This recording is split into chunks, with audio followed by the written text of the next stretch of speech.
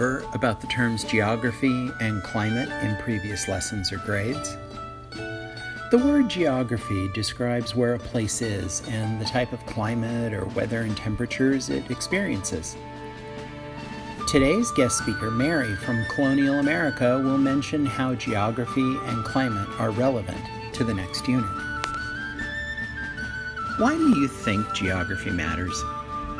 Can you describe the geography and climate of where we live? Are there 4 seasons? Is the land flat or hilly?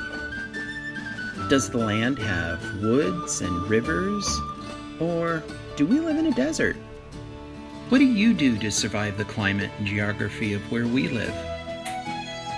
What clothes do you wear? Or what homes do you have that protect you from the hot sun or cold wind? The settlers of colonial America couldn't go to the store to buy a coat or find a house that was already built. They had to make what they needed or bring it with them. What do you think the settlers might need? How did they get it? Would you ever want to go on an adventure like the colonial settlers? Over the course of the next few weeks, you're going to hear and learn about the colonial period in American history. What do you know about the colonial period?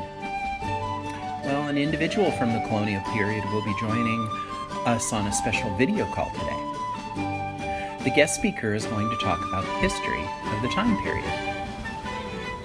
Hello, students. My name is Mary. You'll be reading about me in your reader later on in the unit. Today, I'm here to tell you a little bit about the colonial time period. Of course, you'll be learning about a lot more in the coming days and weeks, but I just want to give you a brief overview. So you've learned a lot already this year. And I talked with your teacher and heard that you've learned about various groups of people that explored and settled in North, Central, and South America. I heard that you learned about the Native American people who built vast empires that existed for several hundred to thousands of years, long before the Americas and areas of what we now call the United States. You also learned about European explorers like Columbus, Ponce de Leon, De Soto, Coronado, Cabot, Hudson, and Champlain. Wow, you have already learned a lot about the first people who explored and settled in the parts of America. Some of these explorers and their countries were still exploring and settling in parts of the Americas during the time of the colonial America, which is the time period I lived in and that you'll be learning about in this unit. I lived during the colonial time period between the late 1500s and the middle 1700s when England began attempting to establish or set up colonies in the New World. That was a long time ago. During the time of the colonial settlement, the Americas were indeed a new world to the Europeans because they had no idea anyone else was settled there. Does anyone know what a colony is? A colony is an area settled by a group of people from another country that remains connected to the newly settled areas and its people. Don't worry if it sounds confusing right now. By the end of the unit, you will be a pro at colony talk. Today, I brought with me a few posters. These might help you understand the colonial period a little bit better. England eventually established or set up these 13 English colonies along the east coast of North America, between the Spanish settlements and the South and French settlements to the north. Why do you think these colonies were settled on the east coast of North America? Right, they were easy to get to by boat. Over the course of the next few weeks, your teacher will also tell you about some of England's monarchs, or kings and queens, who ruled during the time period the colonies were established. Your teacher won't tell you about every monarch, but you will learn about Queen Elizabeth I. What else do you need to know?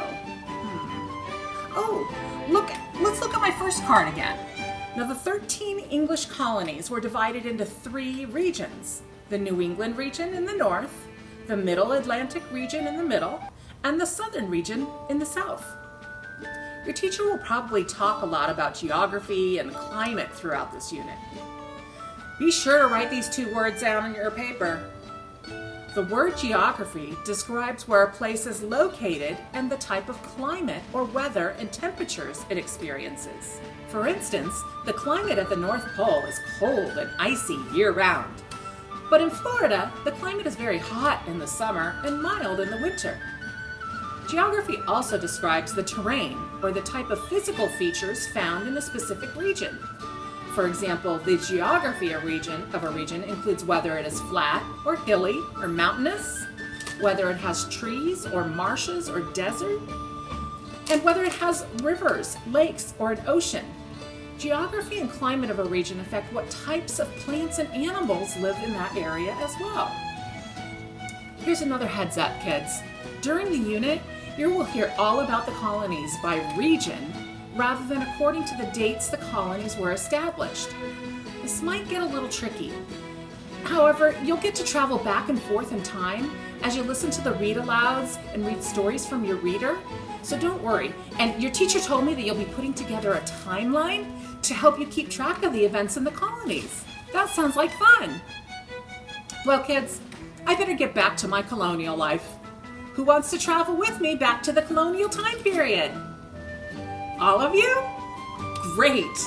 Maybe you'll come back at the end of your unit to hear about everything you've learned. Until then, take good notes, be good listeners, and learn a lot. Bye!